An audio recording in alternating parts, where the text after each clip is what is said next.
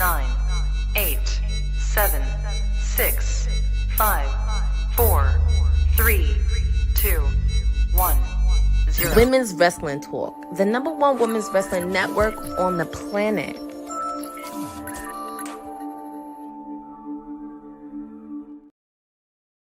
TGIF, thank God it's Friday, and welcome to another edition of WWT Live as part of Women's Wrestling Talk, the #1 women's wrestling network on the planet. I am your professor, or so they say. You can just call me Gerard, GB, whatever you feel like calling me. We've got a very full show today as we lead into another full pro wrestling weekend. We'll be getting into all things connected to the U.S. Championship. And some interesting news about Collision, which we'll clarify for everybody. All of that and more. But I mentioned Collision. So if we're talking Collision, that means an AEW conversation will come up, which means... New Jersey, WWT resident AEW expert Courtney and J11. Indeed.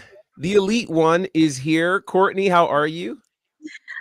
I'm doing good. It's Friday.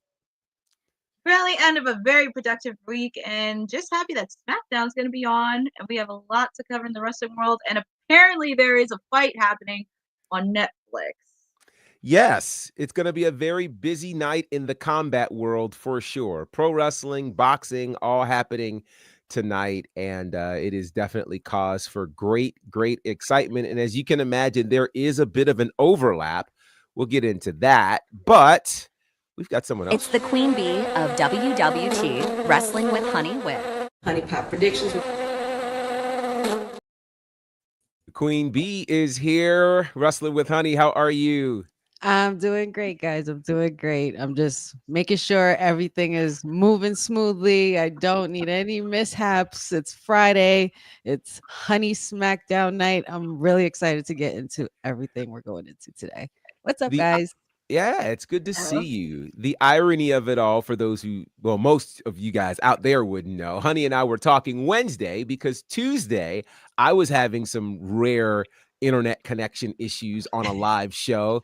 And I did not think that by talking about it, it might spread over to Honey. So hopefully everybody's internet is good to go today as we dig into the show. Shout out to Pachu.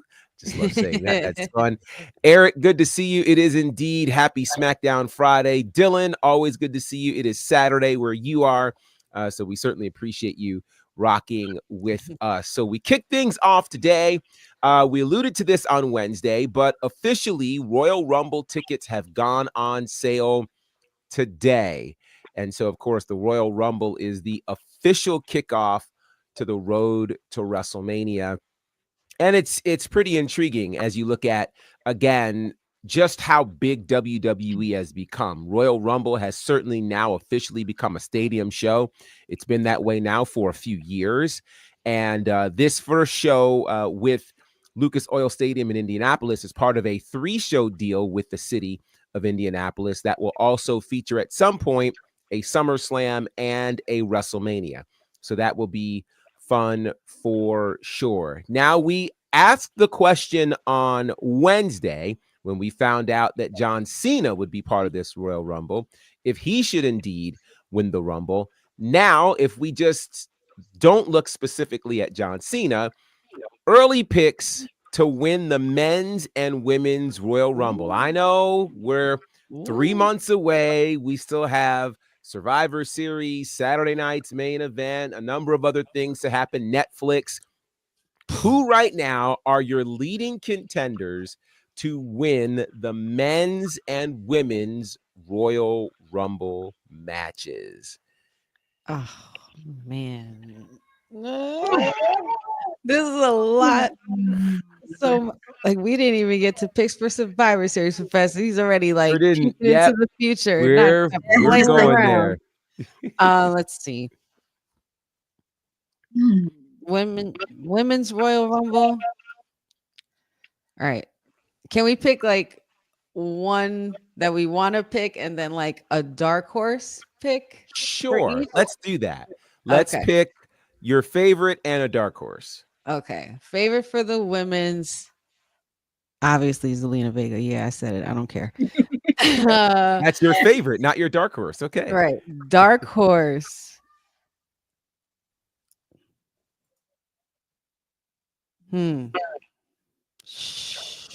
Oof.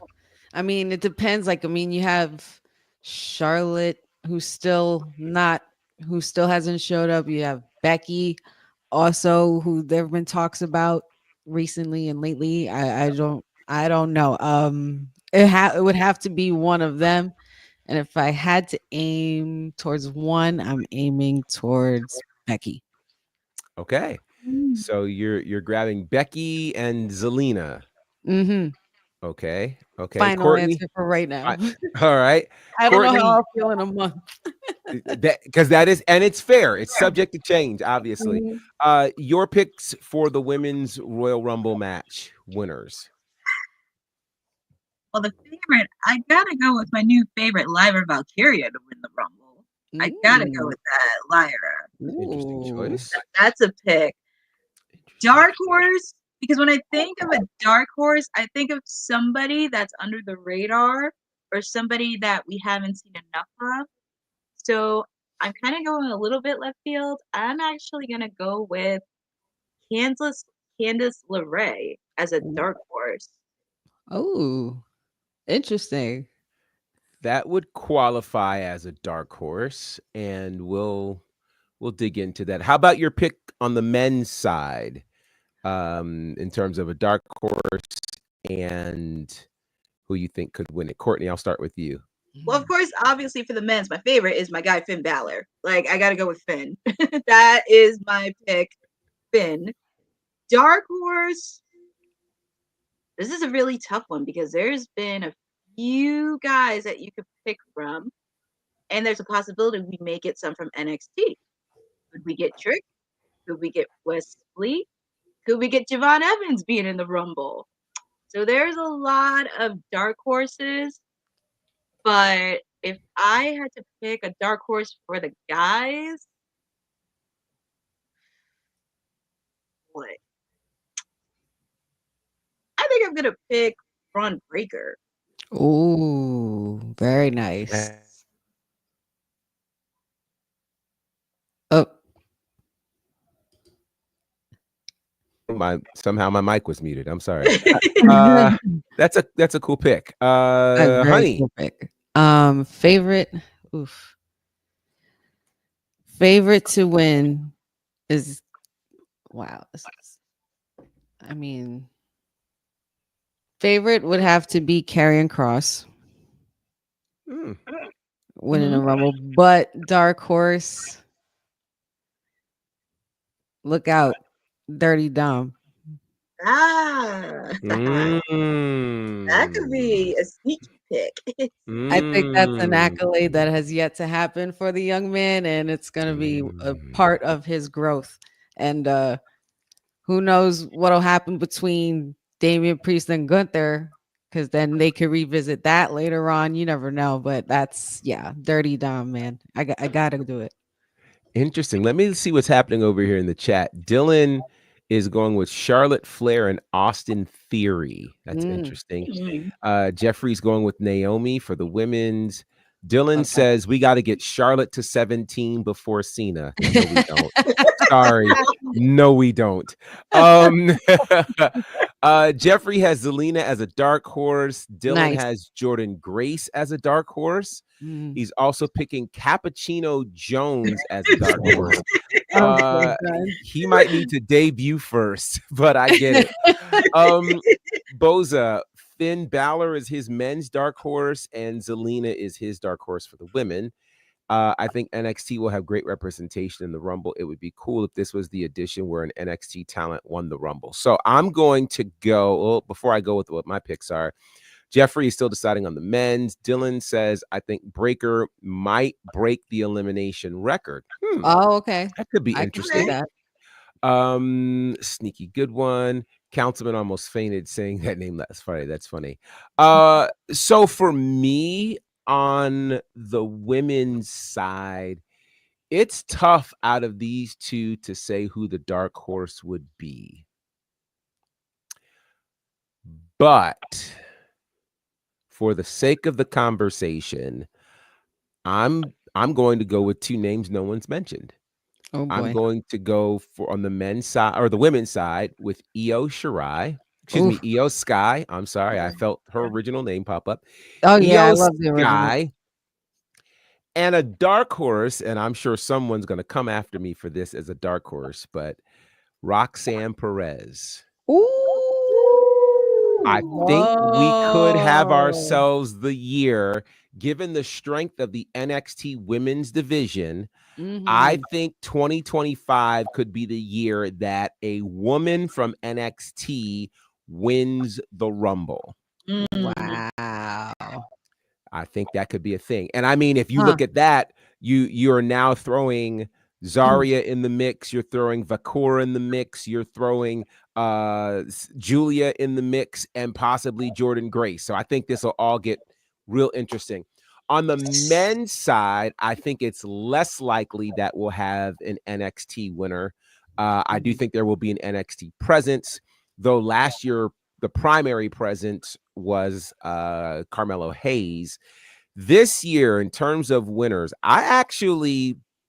this is an early one, but I'm pegging Damian Priest as a potential winner for the Rumble. It's a move that makes sense, and I think that could work. Like six guys. Another thought, there's talk in the chat about CM Punk. I think Punk it'll be up to his health whether or not he'll make it to the Rumble. In terms of another, yes, I can't believe no one has said this. So I'm going to go here. I'm going with Damian Priest as my dark horse. Okay. And I think we could be looking at a giant yeet at the end of the Royal Rumble. Jey Uso as a Royal Rumble winner. Here's what's wild. So today I was watching last year's Survivor Series back. And it's a crazy the difference a year makes in WWE. It really is. To see, Jey Uso just really fighting to still find his way. Yes, he was in the main event War Games match, but I think, when he came on screen, there was a smattering of yeets. This year, he can't go anywhere without anybody dropping that yeet. So I think Jey Uso as my winner with Damian as the dark horse. But we'll find out. We still have a lot of room to cover between now and the Royal Rumble. Certainly you can get your tickets now for the Royal Rumble.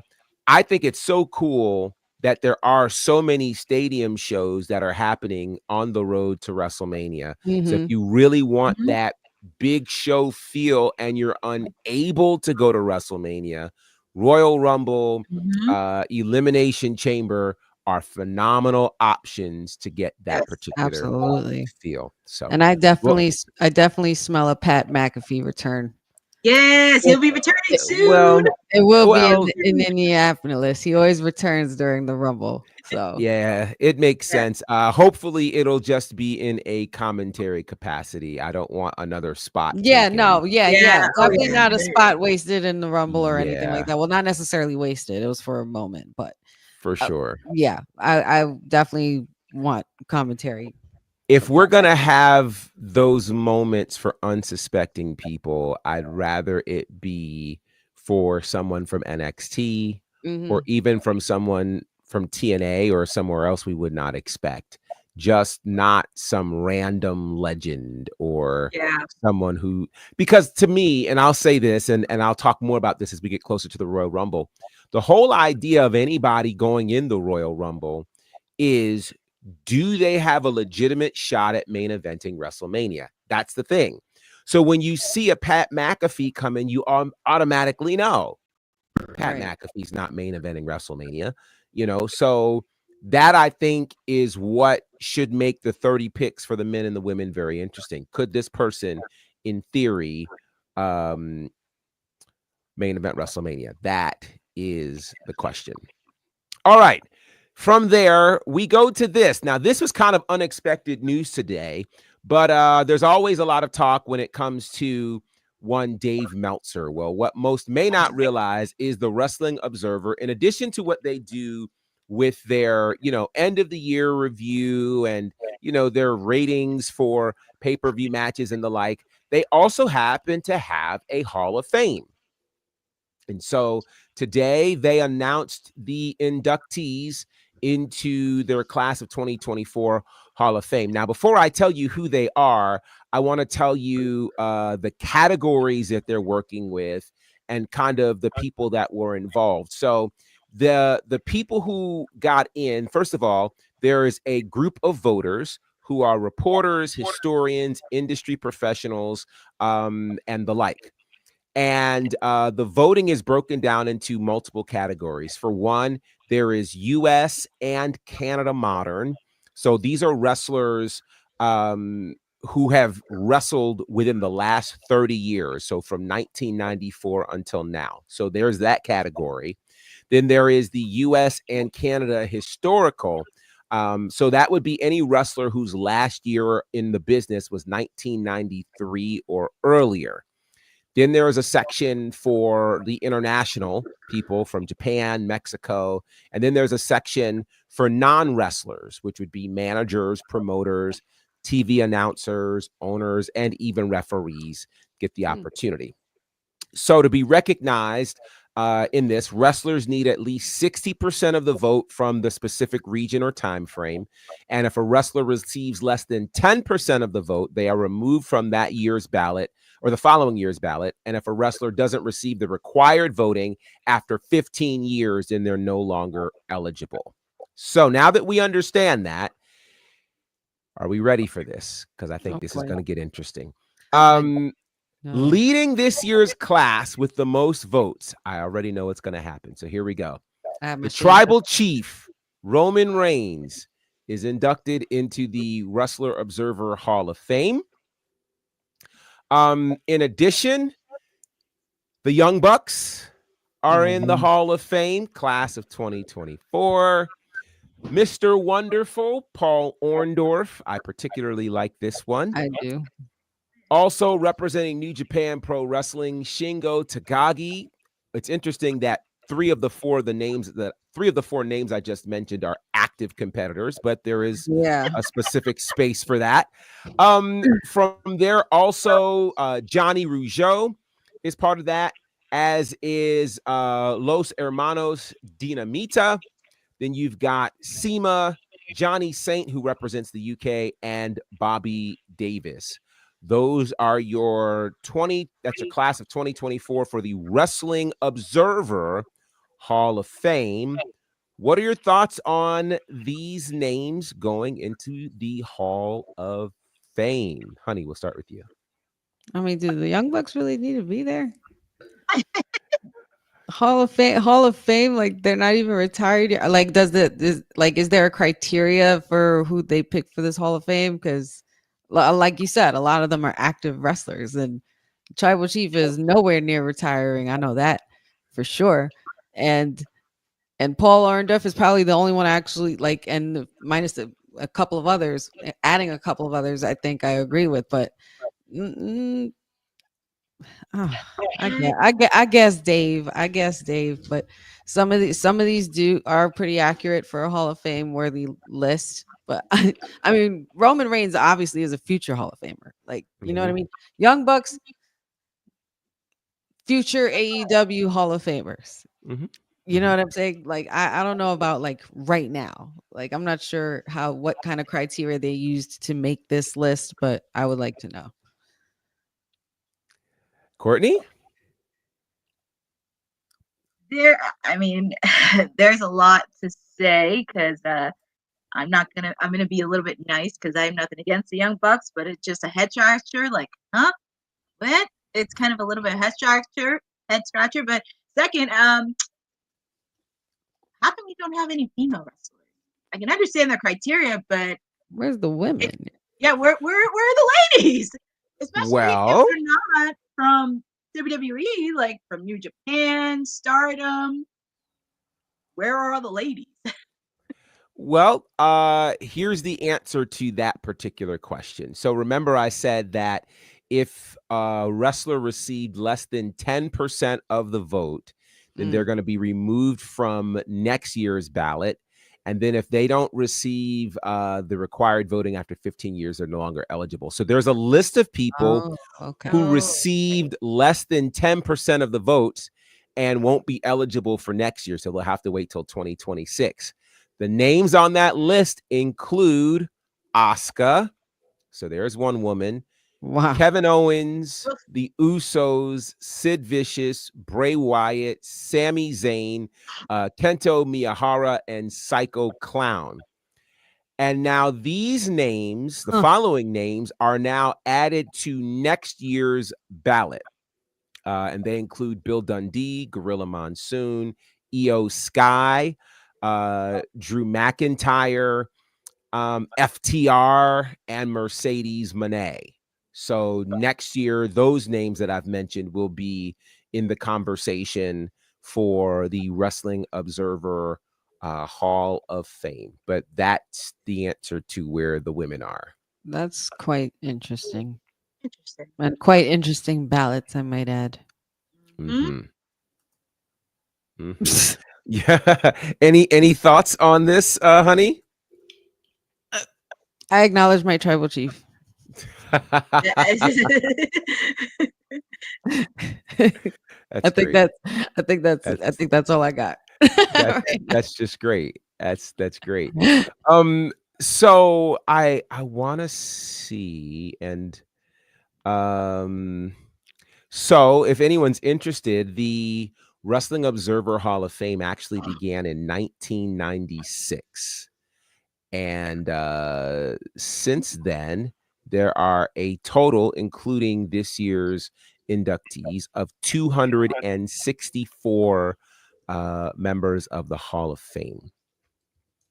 This again is the wrestling 264. That's 264. Now I'm just doing a quick scan to tell you what it is that I know you want to know. One,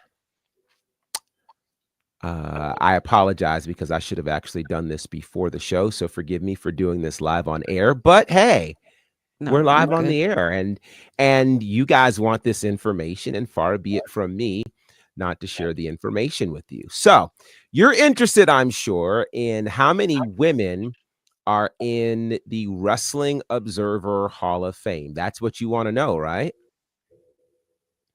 I honestly did not get any of that because my computer froze for 1 second and I heard staggering. Okay. I'll say it again. I'm so sorry. No, that's okay. The real question is, I'm doing it again. Oh boy. Oh boy. Are you able to hear me, Courtney?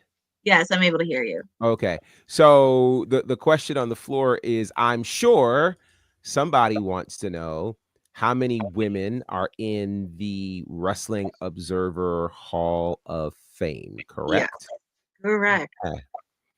All right. I'm going to tell you that answer because I almost have the full answer.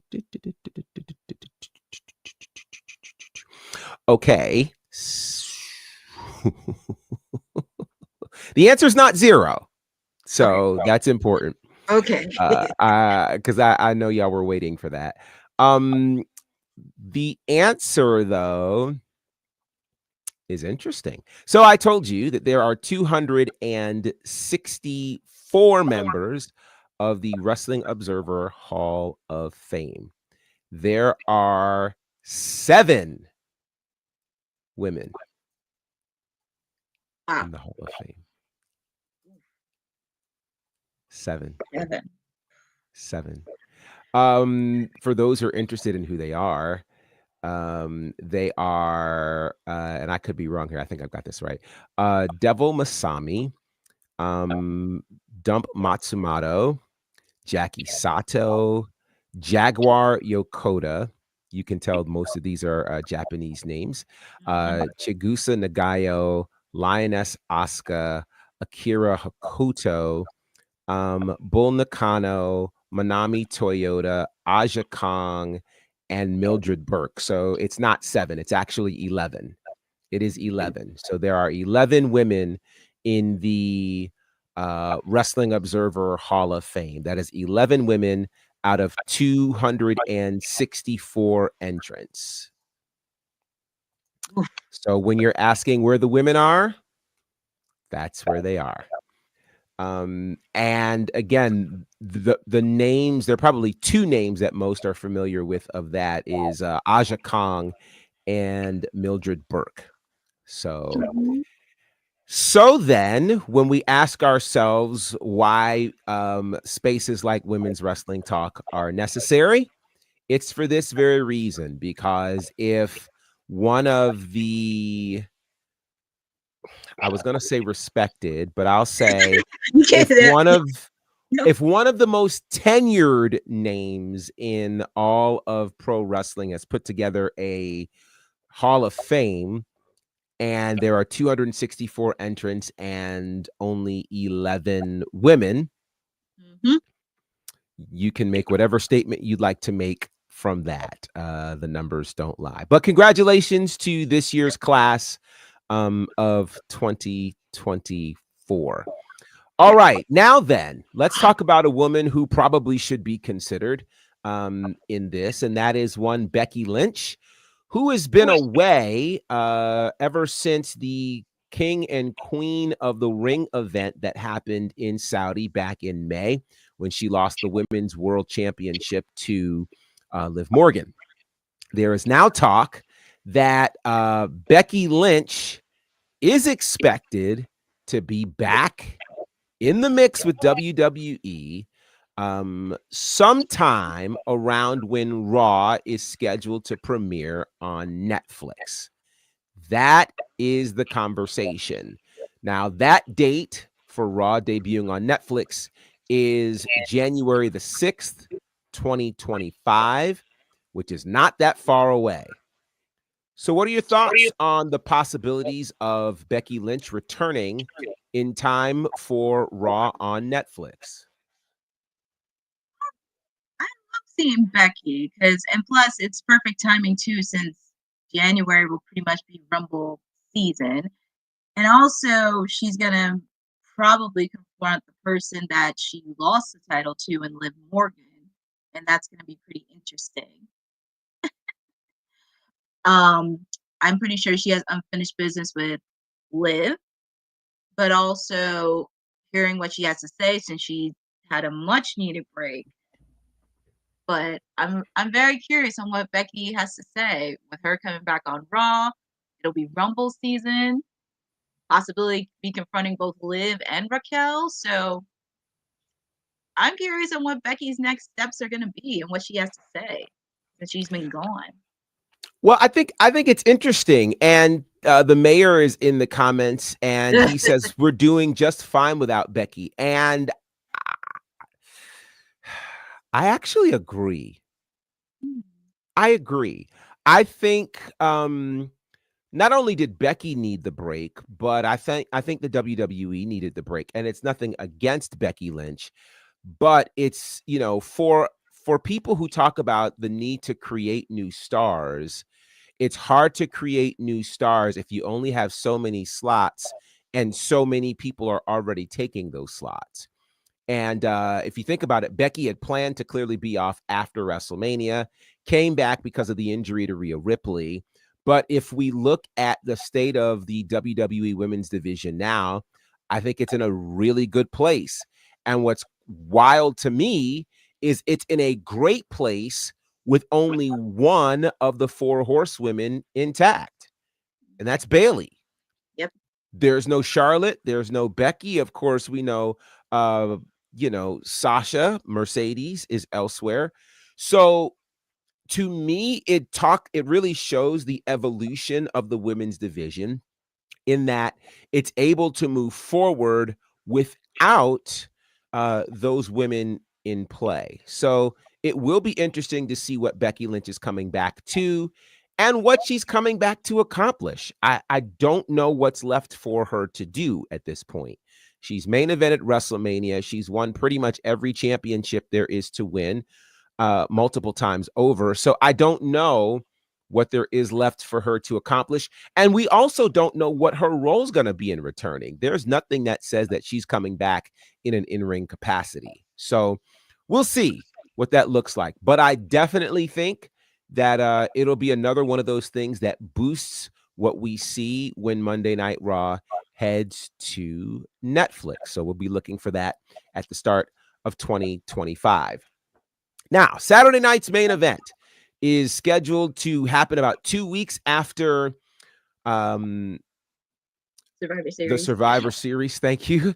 And Saturday night's main event, obviously a major staple in WWE dating back to 1985.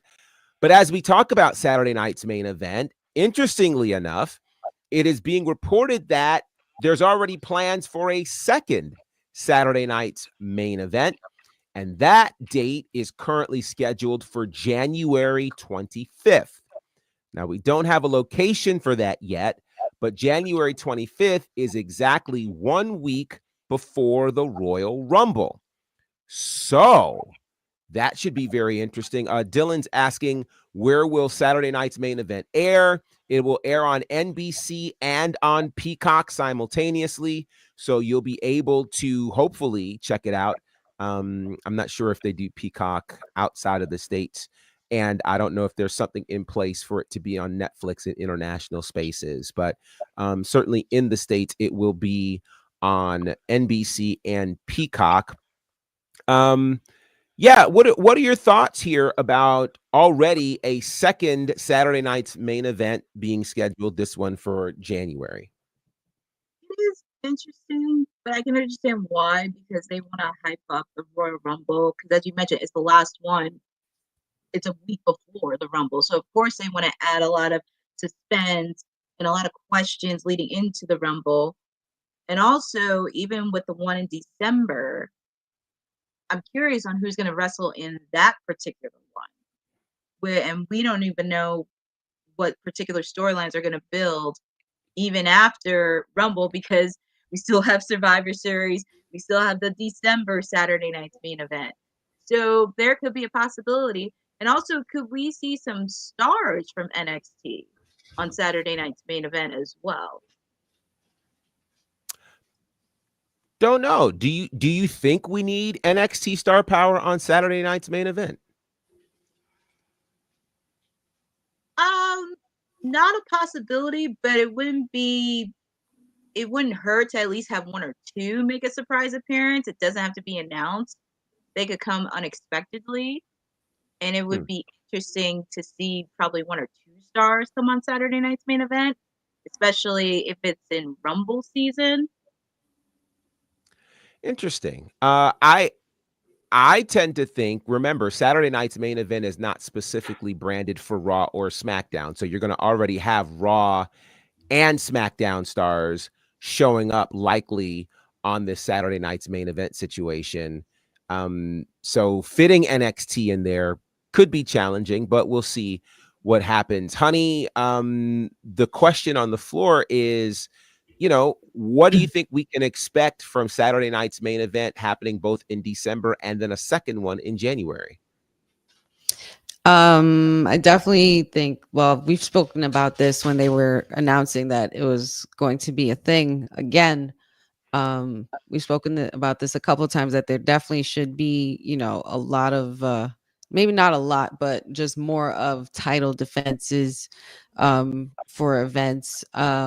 Also, some really interesting rivalries that maybe we haven't thought of, or, maybe it'll be a trip to the old school and they'll do some nostalgic things in regards to Saturday night main event. I believe there was a Saturday night main event back in, I think it was the 80s or early 80s or 70s. Yeah, but started in 1985. Sika and Dusty Rhodes or Hulk Hogan, they fought for a title. You could imagine, being there for something, of that stature back then. So I feel like they're gonna do well with Saturday night main event, and a lot of us in our age range as well remember Saturday night main event. And I think it's going to be really, really special. But I would love to see a lot more title defenses, champions giving other superstars a chance. Who knows? Maybe we can revisit things like Cody versus Mello all over again. They could bring it back a bit, or maybe some Shinsuke and Cody. And for the women's, there's going to be a lot of really cool things I see, especially if Liv is still champion, and of course the big 2 out of 3.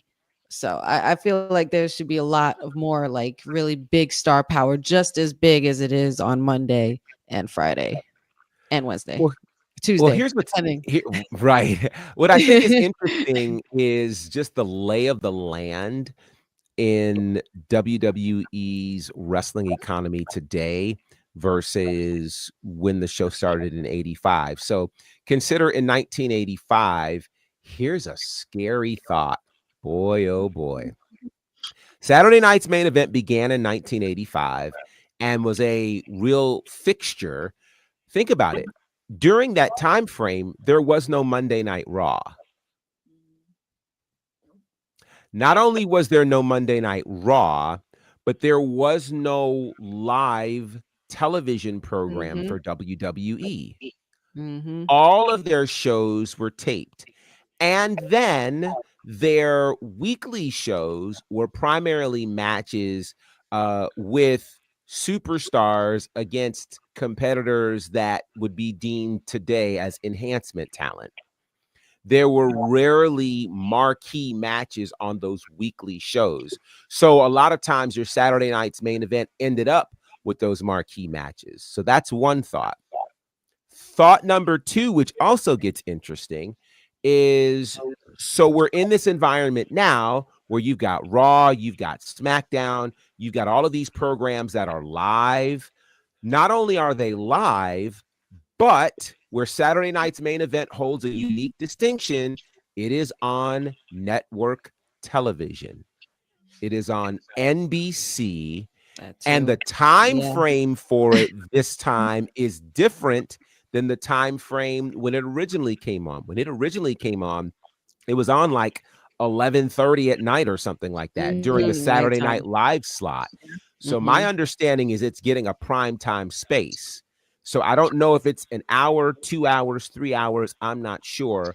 But best believe WWE is going to use this event to do what some other companies have not figured out how to do. And that is to loop in new viewers.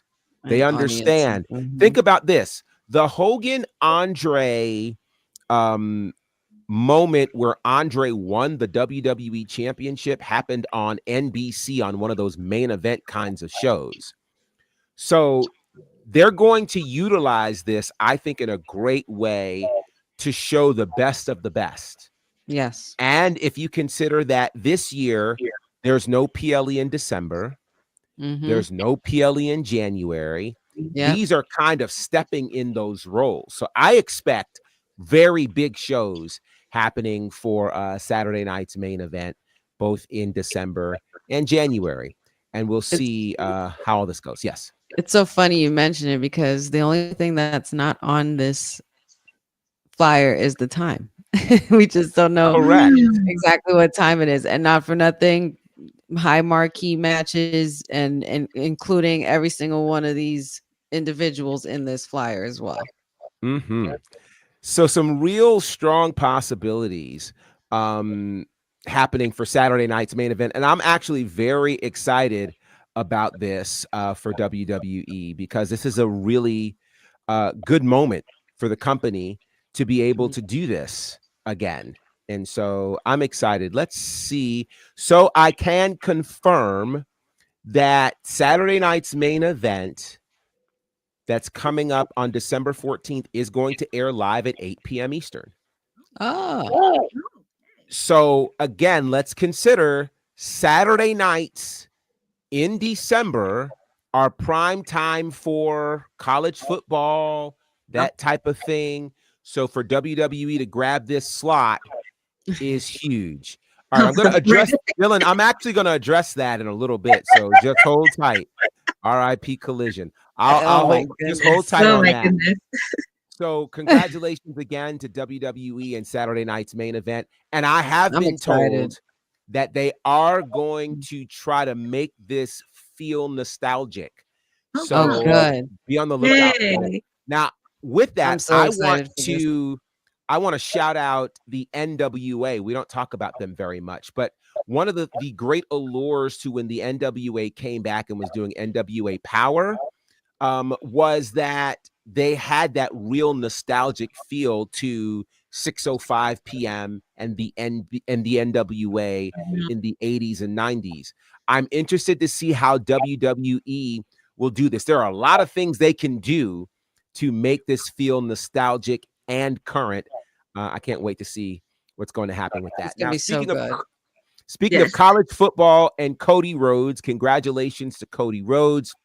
Tomorrow, he will be the guest picker on College Game Day.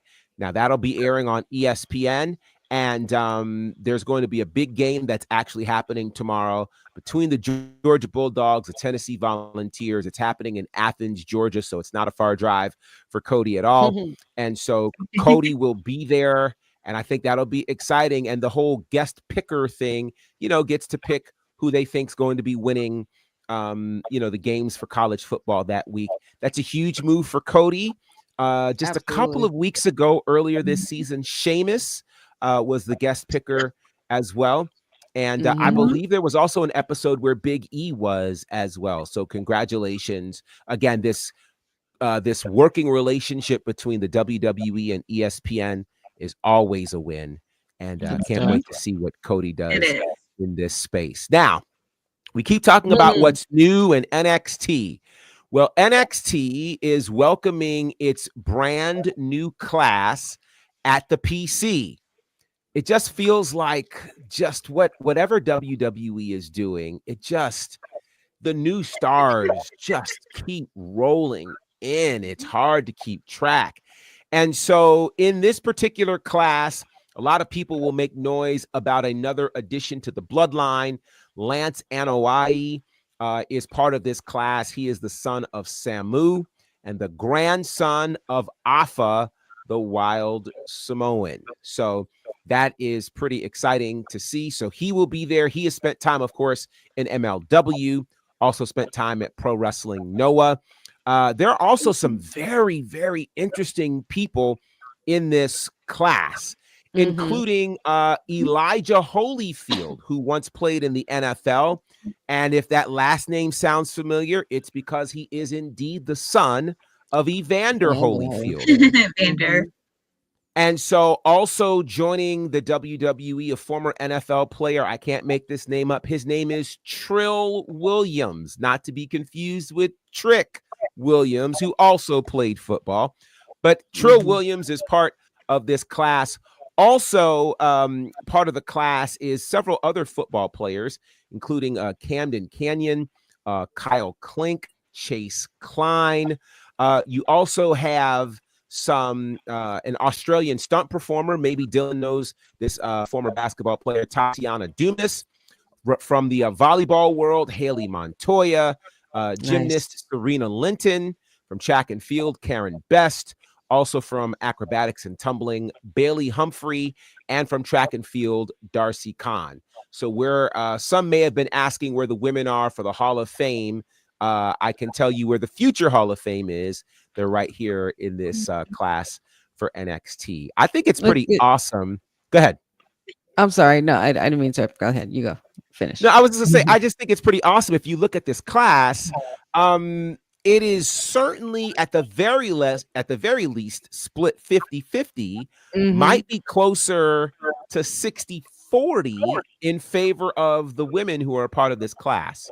So congratulations to, again, the amazing class here for the WWE PC. Now, speaking of new talents, on one hand, you have what's happening at the PC. On the other hand, you have WWE continuing to identify more great talent out in the independent world. And over the last 2 days, they've identified 3 more talents. So let's talk about them. I think I told you about one of these guys. From Firestar Pro, it was announced indeed last night that Jackson Drake is going to be a part of the WWE ID situation. And he is just trust me, he is special. He's very, very special. So congratulations to him. Also, we have Aaron Rourke, and Aaron Rourke is representing the West Coast and some really cool things that are happening over there. He has worked with Creative Pro Wrestling, Limitless Wrestling, and WXW. So congratulations to him. And then last but not least in this round, we have an amazing new talent. Let me tell you his name real quick. His name is Brad Baylor. Brad Baylor has been doing some pretty impressive things as well. So you've got these great recruits. And I'm excited to see where all of these guys go. What are your thoughts on so many new talents that have been identified on the independent circuit for WWE? This just continues to keep the WWE healthy and rolling, and constantly providing new opportunities for young talent, fresh superstars, also to be able to work with the legendary superstars and to be able to, or to even be able to at least get their foot in the door in the wrestling business, or and whatever it is that they're doing. But I think it's going to be really, really cool to see the growth in a lot of them. Like you could already, like there's sometimes where you have this instinct where you just gravitate towards somebody in a picture, right? And a lot of these new talents and recruits definitely have that in them. They have a look to them, so it makes you want to see what they do, and then you see what they do, and then you want to follow their growth. It's all part of how we view wrestling and how we've always watched wrestling, because a lot of these could be your next Randy Orton, your next John Cena, your next Dwayne Johnson, your next Roman Reigns. They could do your next Bianca Belair, your next Jade Cargill. So I think this is really, really cool for the WWE. And it's just like you said, it's really, really hard to keep up. They just keep on rolling. No pun intended for the Undertaker theme song. Yeah. Courtney, your thoughts on some of these names and just all of the ways in which WWE is recruiting new talent? It just keeps rolling, and the future just looks bright for all these stars. And I was very excited with some of the names announced. In particular, I've been following Aaron Rourke because he did wrestle at Creative Pro, and I did see a few of his matches over the summer. And he does have a lot of charisma and potential on being a future star in the making. So this really brings out an opportunity, because we see some of our favorite stars almost riding down the yellow brick road, ending their careers on a high note. But we see the next generation of stars coming in, and they are hungry. They are hungry for talent. They are hungry for opportunity. As Honey mentioned, we could see probably the next John Cena, Seth Rollins, Cody Rhodes, Rob Van Dam. So many possibilities. And heck, maybe the next Roxanne Perez. She started off in NXT. There are so many avenues that they could go in, and I'm just so happy to see all these future stars. And I just really want to follow them on social just to see their journey, their growth, on how they got there, and just seeing when are they going to make their debuts in the near future within WWE. Well, this isn't a debut, but I mean, the mayor is here, ladies and gentlemen. The mayor is in the building. Ced, how are you, sir? What's up, everybody? Happy Friday. I'm sorry I'm late. A little bad weather in California today. Oh, well, it never rains in California. That's what they said. That's what they said. I've been lied to. So I want to ask you this, sir, as we are looking at, 3 more names added to the WWE ID program. We remember, I believe it was 2021, if not 2022, when Nick Khan made the statement that they would that WWE would no longer be looking to the independents for new talent. Instead, they would be focusing on the NIL program. Now we see such a strong about face for WWE, and we see them implementing this new program. Why do you think, or instead of why, what do you think caused the about face for WWE to start again looking so intently at the independents? That was another lie by Nick Khan, by the way, since we're calling out lies today. Oh, wow. Similar Wow. to Tony. But I think it's just the effort to not pigeonhole themselves to one style of a performer. And in a sense, when the whole WWE ID program came about, I looked at it as a way to kind of corner the market, to keep your options open, but also corner the market so where you can teach more people the way of wrestling that you guys are doing that is the most popular way in the world. And a lot of people's goals and dreams are to make the WWE. So why not try to take more of those people earlier in their journey to adapt them way before they become a main roster talent? I just look at it as like I guess in business, you would call this like a monopoly. I look at it like that, where you're taking the lay of the land and trying to corner that market to make sure that you are, it sounds bad, but to make sure like you're still the only or the biggest game in town. It's interesting. I think there are multiple schools of thought with this. If you look at the current list of stars that you have that are kind of, on top of the wrestling world right now in the WWE, if you look at our champions right now, you look at a Gunther who spent time obviously in the Indies. You look at Cody, who obviously, we know his pedigree. You look at, say, an Io Sky, who also has traveled around the world. But then you look at a Bianca Belair and a Jade Cargill, two people who did not ever wrestle on the Indies, and they came from their sports and they came in. So I think NIL offers one track.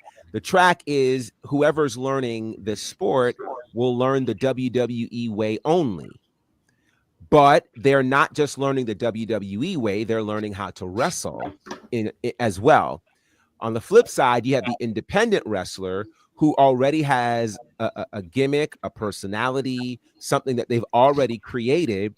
And in several cases, if that is good, perhaps you're now just teaching them how to work on television, which is something that most don't have, but they may have the fundamentals already. So I think both of them have a place, and I love the fact that the WWE has acknowledged that and has created a path for people to go both ways. So if you've never wrestled, you have an opportunity to wrestle.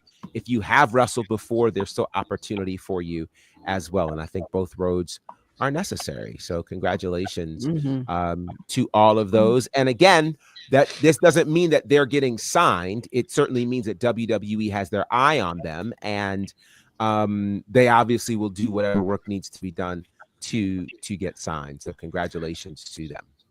They saw the development of the NXT champion and said, "Hey, we gotta change course a little bit." Wow. I feel, what I feel like? We need to have a show that ranks the NXT champions. How many of them are there? Think that'd be a fun show. There are quite a few of them. So we'll run through that. That would be fun, and see where we land with that. That'd be dope. Because I think we could have a fun conversation around that. Now, there was talk about AEW Collision. Someone said their name and they've appeared. So I think it was Dylan who said RIP Collision, and I think he was referencing perhaps, this idea of them running head to head against Saturday night's main event. But there's a story that's out there about a show in Columbus, Ohio, that was scheduled for the week before Saturday night's main event. December 7th is the date for that. And the note went out from the Nationwide Arena in Columbus, Ohio, that the show was canceled. And it was canceled by AEW. And a lot of people took that and ran. Well, let's just explain the reason why It was canceled because it was moved to another venue. It's still in Columbus, but what Collision is going to do on Saturday, December 7th, for the first time in history, is they're going to partner with GalaxyCon Columbus, and they're going to have the show as part of that event at the Greater Columbus Convention Center, which I think is interesting. If you've never seen a wrestling event as part of a Comic-Con, GalaxyCon, thing of that nature, trust me, it's a completely different vibe.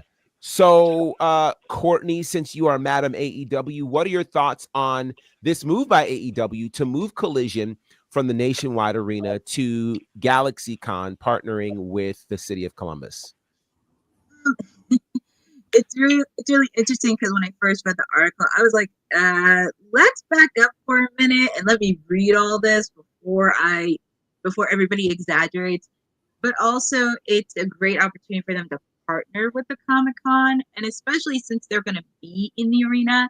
And also, it can bring another audience of people because, as you mentioned, it is a different atmosphere. And also, pretty much for people who may have not been to a wrestling show, if you attended a Comic-Con and would like to, this could be a good opportunity for them.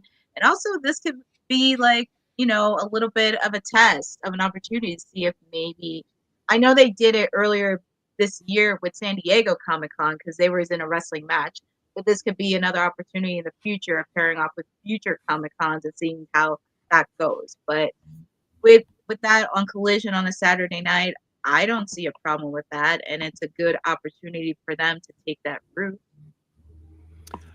Honey, what are your thoughts on Collision moving to partner with GalaxyCon Columbus? I think it's cool. I'm just curious to see what they'll do. Collision isn't really something that I've delved into since, in a while, actually, not since, but in a while. But I've always gravitated towards Dynamite a little more. And I guess maybe this partnership could change that for certain viewers because, they got a lot that they're going to have to compete with on Saturdays, being that Saturday night main event is going to be a thing coming up very, very soon. And hopefully this is a way of them preparing for that with this partnership.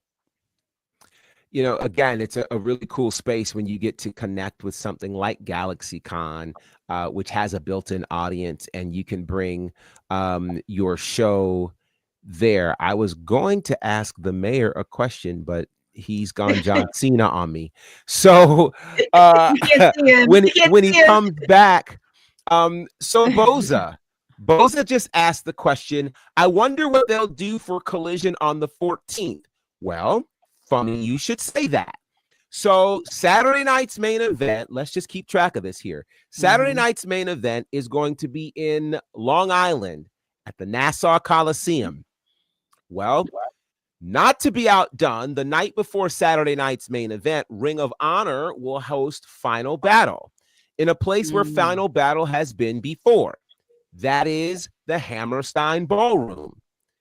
Where this gets interesting, Hammerstein Ballroom, New York City, great is that the next night happens to be December 14th, the same night as Saturday night's main event.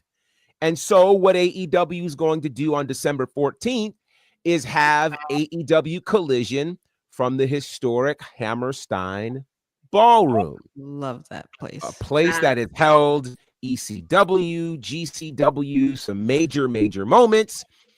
So my question to you now is, what are your thoughts on Collision airing from this historic venue, the Hammerstein Ballroom? Courtney.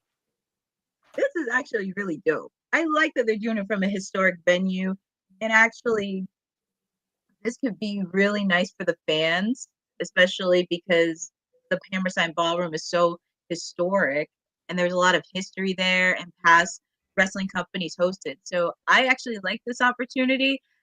It's interesting. It's on the same day because Saturday Night Wars. Saturday. There's just so much happening that weekend. Friday, Ring of Honor. Then you have Saturday with Collision and Saturday night's main event. So there's a lot happening that week. but it's gonna be friendly. The more wrestling, the better. But kudos to them. It's gonna be it's actually gonna be really great. And also, again, doing it at a historic stadium like this, that's pretty awesome. So, honey, let me ask you this. This is the interesting thing to me. I think it is safe to say that the convention center in Columbus, Ohio, is smaller than the Nationwide Arena. You look at the Hammerstein Ballroom, it is an intimate venue. We've seen ECW, WWE, as a number of people host events there, and that's where Ring of Honor will be the night before. Based on what's happening with these two events, December 7th and 14th, should AEW give consideration to playing in smaller, more intimate venues like the Hammerstein Ballroom? Absolutely. I think they definitely should. Hammerstein Ballroom, first of all, is a great venue. It's a phenomenal venue, a historical venue, especially, and Dylan read my mind. JBL in the Hammerstein Ballroom, of all things.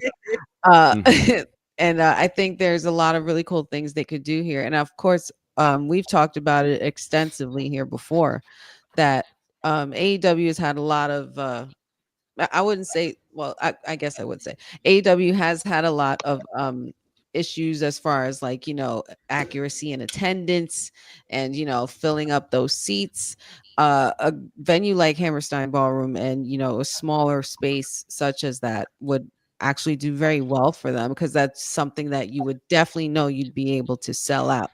And honestly, personally, as a fan, like, as much as I love the big spectacle show and the stadium and all that, and just as much as I love watching it from my own couch, but there's just something about an intimate venue where you just feel a little bit closer to the event and a little bit more closer to what's happening, and the superstars and what they're doing, and more invested and more engaged, and it's smaller so you could see everything.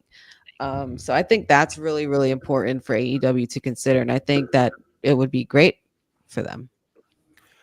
Said, your thoughts. Should AEW, since they'll be doing this on the first 2 weeks of December, should AEW consider engaging smaller venues in the future for their shows? Ooh, that's a yes. In short, yes, just because I think what we see with a lot of AEW shows, it's become a running theme of fans finding out the side of the arena where the hard cam is not there and how seats can be tarped off, whatever is going on. It's been a running theme on social media. So having more of those intimate venues, smaller arenas that might fit 5K or anything less than 10K would probably be better just for the optics from television, but also provide a better user experience as well for a lot of the fans in attendance that will kind of snowball into word of mouth. People can say, oh, I went to my first AEW show and I enjoyed it so much. You should go to the next one when it comes to your city. I think that's what they need to do more of, to kind of build more buzz about the actual pro wrestling that's happening on the company and not the stuff that's happening top down. And so I'm looking, I have my dates wrong, apparently. So apparently it is the following week, the 20th, 21st, or something like that, instead of the 13th, 14th. So my apologies on that. I still think it would have been fun if it was the 13th or 14th, but who am I? Like, what do I stacked weekend for wrestling there. That would be a stacked weekend. But I do want to be correct. So it is the 20th, 21st on that for what we're seeing with Ring of Honor and AEW Collision. Now, with that said, I think it's a great move for them to entertain smaller venues. Look, to me, look at what NXT did when they went on the road just recently. They did the Allstate Arena for Chicago, but the next week they were in a smaller venue in St. Louis, and it looked incredible. Looked so great. There's a general rule of thumb when it comes to any sort of television shows or whatever. If you're going to have a venue, always get a venue that is at size or smaller than what you anticipate. Because then when you get people in, it looks like it's standing room only. So nobody can tell that it's only 500 people. And I think nobody would be counting if, 2,500 people is not a bad number for a wrestling show. Nope. It's not. The problem is when you put it in an arena that seats 12,000. That's where the problem is. So I think, honestly, AEW should really consider this for a couple of reasons. Number one, it's cheaper to rent a smaller venue. It's cheaper. So your overhead costs will be less.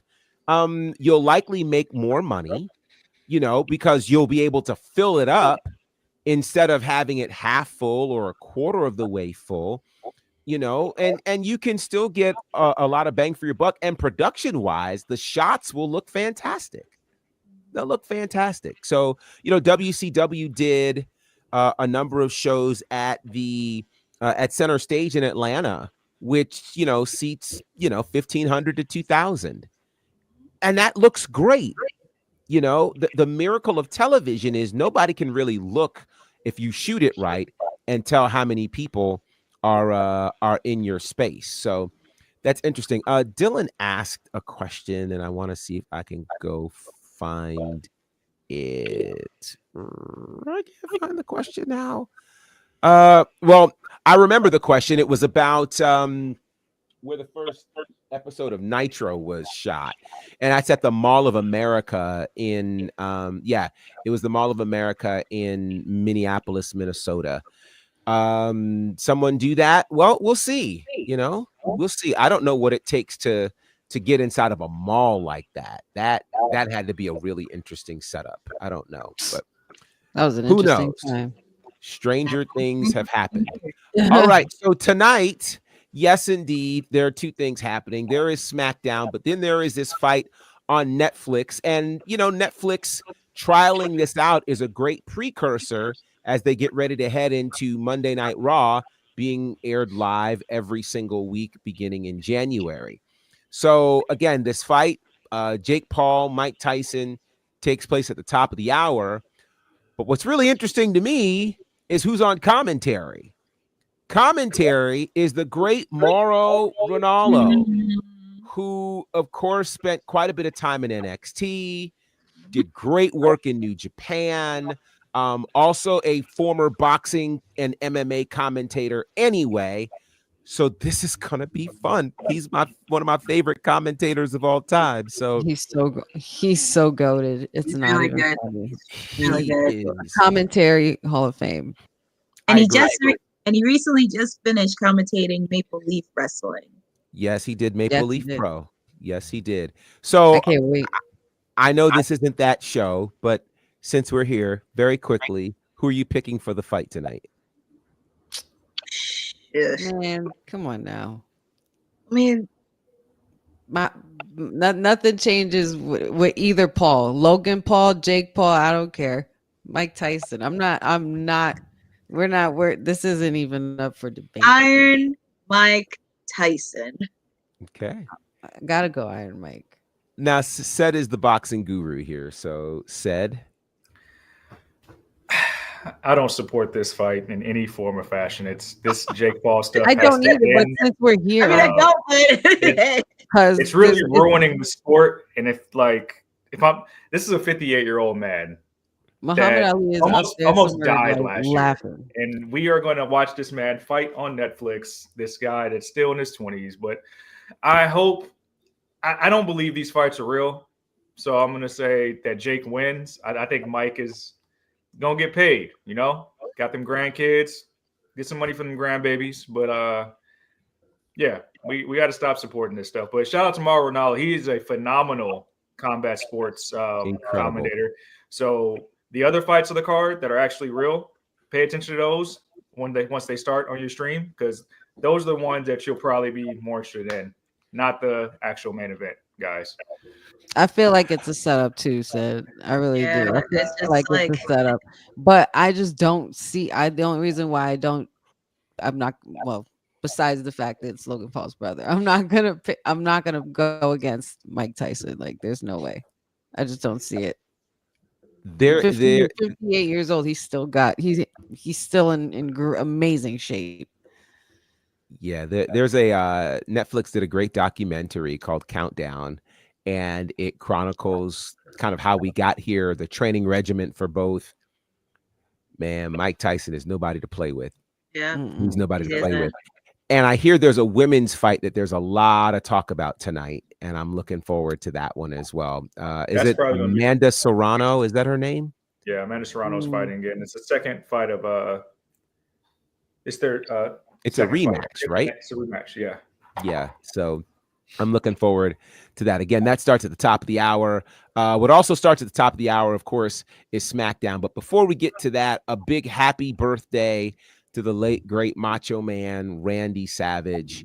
Can't say enough about this guy. Very quickly, your favorite Macho Man memory. Courtney, I'll start with you.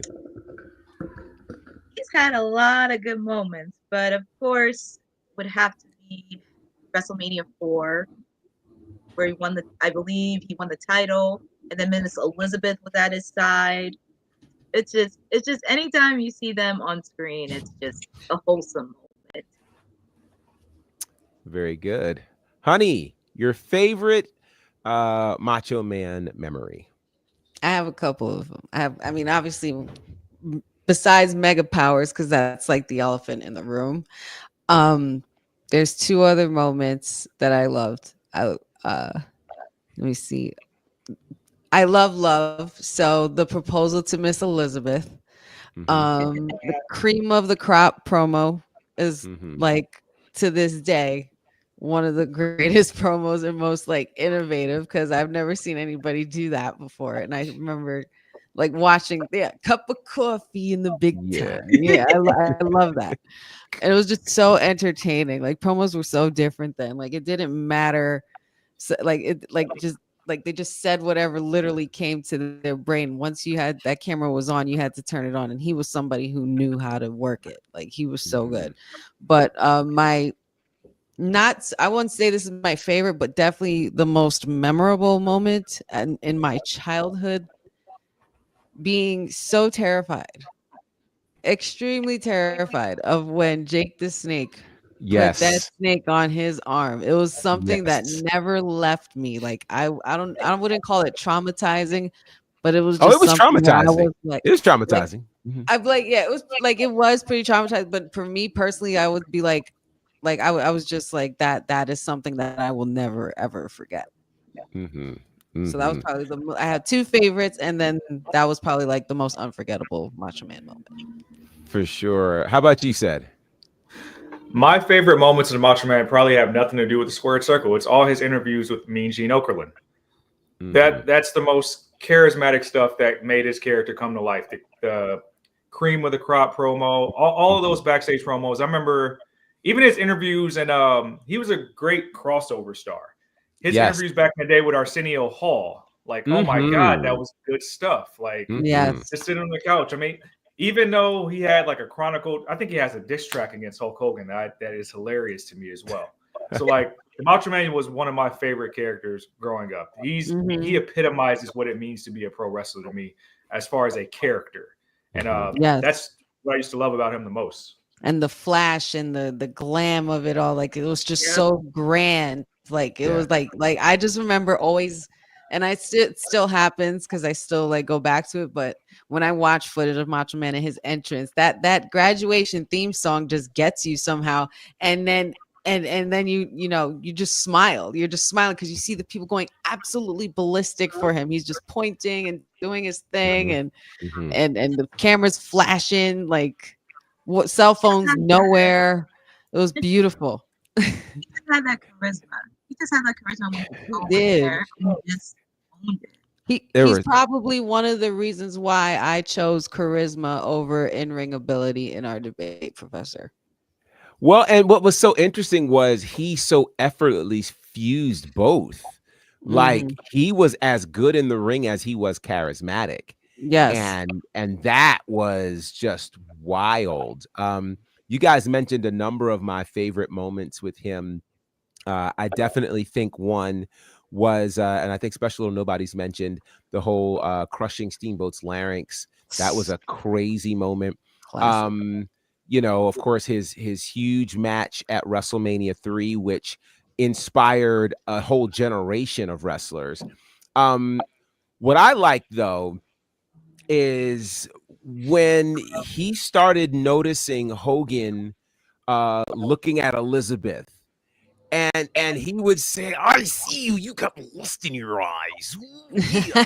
And you know, he couldn't stand. He called him Lust Hogan, and I mean, like, it was just he saw all of that, and it was just legendary. And I love that about him because for all those years, people thought, you know, Savage was wrong, and then you start learning these things about Hogan, and it was like, oh, well. Maybe not. But that So yeah. segment alone though is probably like the epitome of all backstage segments, which Oh, is why yes. like backstage segments are so important now. Yes. You know, they just add more to the story. And so he was incredible. So many things Love about that him man.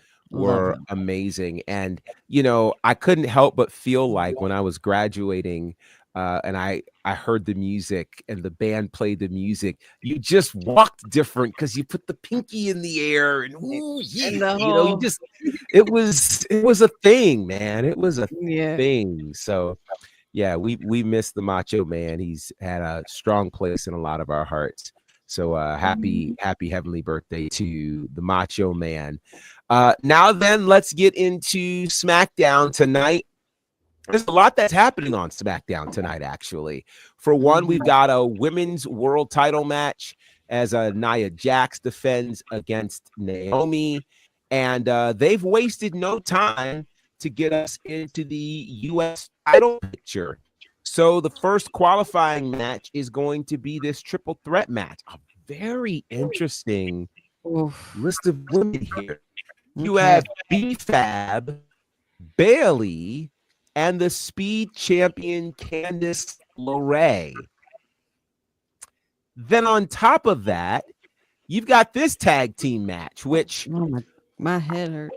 I'm telling you, after all the promos, intensity we've seen from the Street Profits, I don't know what we're going to see tonight when the Street Profits take on the Motor City Machine Guns, and we'll get to hear from Cody. So let's go back right here. Let's start here. Picks for the WWE Women's Championship. Who's leaving as champion tonight? Oh my god. Oh my god. Oh my god. Nia Jax. Okay. Yeah. Yeah, Nia Jax. I don't want to say it, but I want to say Nia Jax. It's gonna be. I just love that it's them facing off. Like it's like it's gonna be good because these girls are family, and you know they say in the business, either when you're really close friends or family, you don't hit anybody harder. So it's good. This match is gonna go hard. But I'm excited for this match. But Nia Jax, I'm gonna go with my queen Nia. I have to. Gotta go with the queen Nia, especially after what happened Monday. This could be really interesting, but I do smell shenanigans because, of course, we're going to see Miss Tiffy and maybe a special appearance by the big 2 out of 3, possibly. So there's a lot of dynamics leading up to Survivor Series, but I got to go with Nia Jax retaining the title. All right. Now, this is the real toss-up to me. Who wins this in the U.S. Women's Championship qualifier? I'll tell you who needs this win. B-Fab could use one. B-Fab could use one.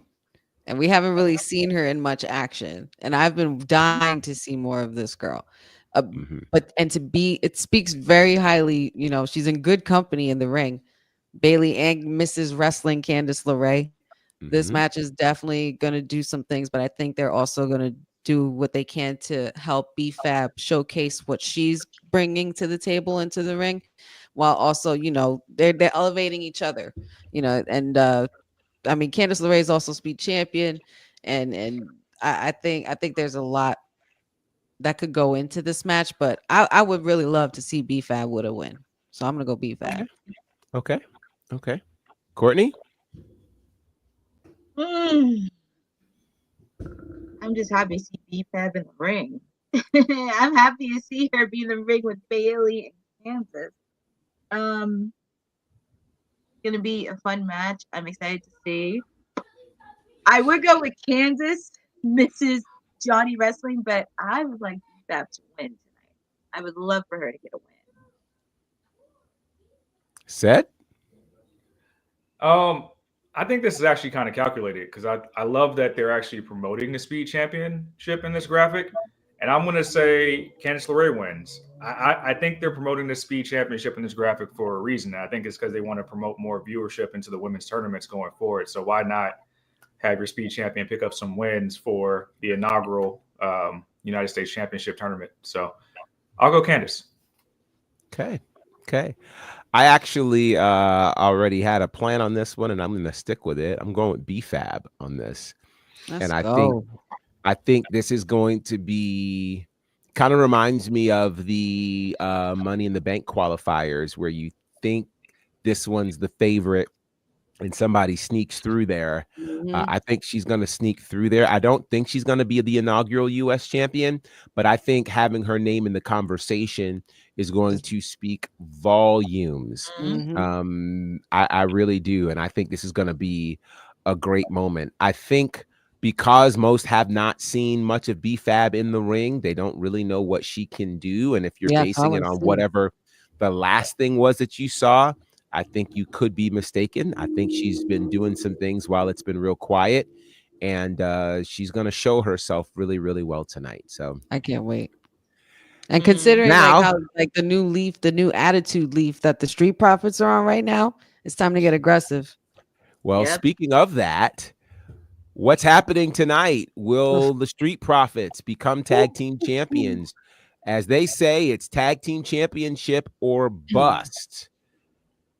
What do we think's happening in this one? I mean, you come all this way to take the titles off of Motor City Machine Guns after crowning them in such a big way, having them beat the Bloodline, signing after departing or signing through, especially with the liaison from TNA and everything like that. Like they make that crossover appeal. This is definitely going to rival Motor City versus DIY. Like this is definitely going to be up there. And I don't know why this match is happening on a Friday night, but it's making me wonder. But I have to say Motor City Machine Guns. I have to. I think I have to. Okay. Courtney? Yeah, this is going to be a good match. And just the build up the last couple days has just been wild. And I'm excited to see tag team wrestling back in prominence. But I am going to pick, this is so hard to pick, but I'm going to pick the Motor City Machine Guns to retain the belt. Okay. Said. I'm actually going to be very pessimistic about this as a result of what happened on Monday night. I think this is smoke and mirrors. I think nothing happens. I think Motor City Machine Guns retain. I don't think it's going to be easy, but I think they retain. Outside of that, I think nothing happens with the whole elephant in the room promo, titles or bust. I think it's going to be business as usual. Boza, you might be onto something. Yeah. Profits by DQ. Sorry. Because DIY. That's the most interesting thing in all this. If you've been paying attention, we are this close to Black and Gold Ciampa. Yes, we are. God. Oh my God. Blackheart is back. I'm so ready. So ready. So ready for Psycho Killer Ciampa. Yeah. I've been waiting for no one to survive Ciampa for a long time. This is going to be fun. So it's going to be a full night. And the good thing is you can watch along right here with Honey and the watch along at the top of the hour. So here's how you can find out how to connect with all of us. Courtney. They can always follow me. Well, they can always find me here every Monday, Wednesday, and Friday. Of course, every Wednesday it's Dynamite. I do my Dynamite watch along. And if you watch this past Wednesday, well, Honey's reaction. She was excited on Wednesday. But they can also follow me on socials on @CourtneyNJ11 on Twitter and Instagram. And they can also follow my latest post where I am currently working with the Monster Factory. I'm hosting a toy drive with them at the end of the month. It's going to be very exciting to spread a little bit of holiday cheer. If you have anything, additional questions, or want to get involved, feel free to DM me on any of my socials. Very good. Ced. You can find me here throughout the week and on Monday nights in an optional fashion due to TK and her antics.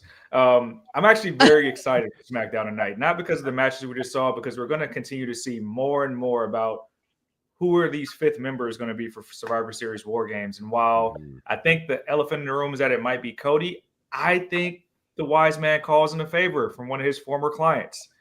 That just came into my mind today. I think that might be more likely than anything.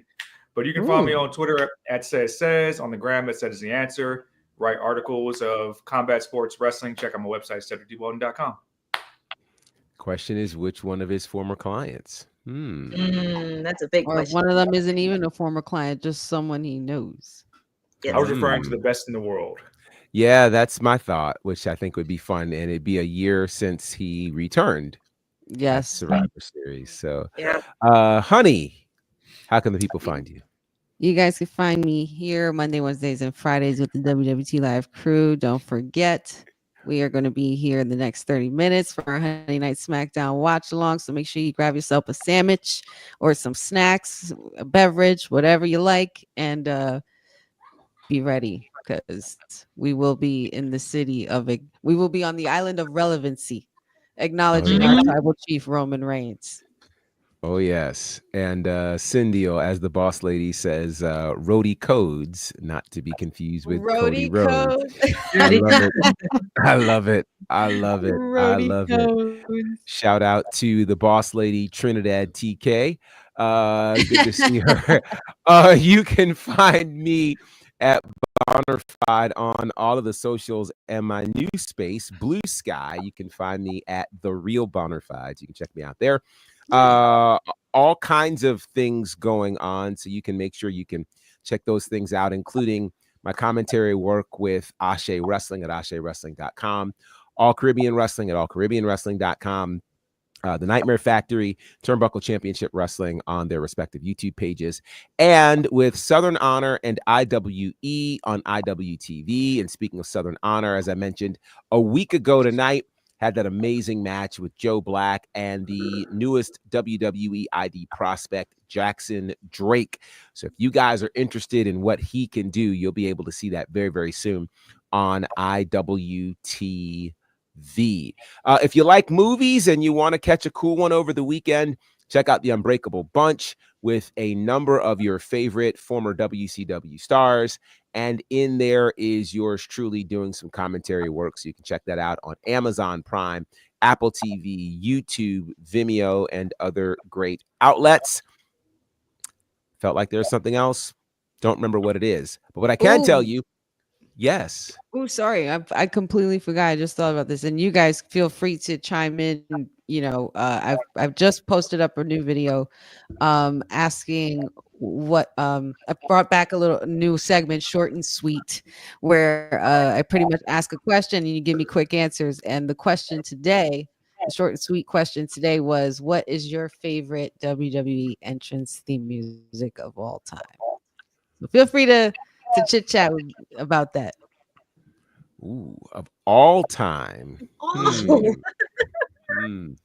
Yeah, that'll be good on that one. Yeah, be good. I left a lot of people stumped. It's good for discussion of all time. Okay, yeah, I got to think about that. I got to think about this. Yeah, make sure you head over to Honey's page, check out the video, and put your answers there too, and let's get some great conversation started over there. Shout out to everybody hanging out in the chat with us. Again, make sure you're following us at WW Talk Pod across all the socials. WWTalkPod.com is the website. You can get gear there and everything. Cindy says it's easy. Stone Cold Steve Austin. Wow. Let's see. Shout out to Cindy and Dylan and Jeffrey and Cousin Ron and Eric and Special Little Nobodies and Jeffrey and Boza and Christopher and Man, there have been so many great people hanging out with us, creating conversation. Pat Chu, of course. I know I'm missing somebody, so charge it to my head, not my heart. Bobby and everyone else. Thank you guys for rocking with us. Remember, at the top of the hour, we are going to be rocking, of course, with the watch along for SmackDown. No telling what's going to happen tonight. And something tells me you can probably watch SmackDown and then tune into the fight, since there will be 6 other matches before the actual main event. So you know how this one. I was so happy to find. I was like, oh, wait a minute. They said it starts at 8, but usually the main event match don't start till like 11, 12. So I was like, good. I won't be able to miss it. Yes, we're going to have some time. So I'm looking forward to it. Yeah, I read that they want to start it closer to midnight. So look for it at like the main event. 11:30. Yeah. Oh, wow. Good Lord. Okay. So here, West Coast, probably like 9:30. Okay. Wow. Or 8:30. Sorry, 8:30. Well, we'll see how these fights go. Should be very interesting. But I look forward to seeing you guys the next time as part of WWT Live. This is Women's Wrestling Talk, the #1 women's wrestling network on the planet. Peace. Thanks for joining WWT. Don't forget to like us on all social media platforms at WW Talk Pod. Like and subscribe on all video and audio platforms, like yesterday, my G. And check out our website at www.talkpod.com. Thanks for watching Women's Wrestling Talk, the #1 women's wrestling network on the planet.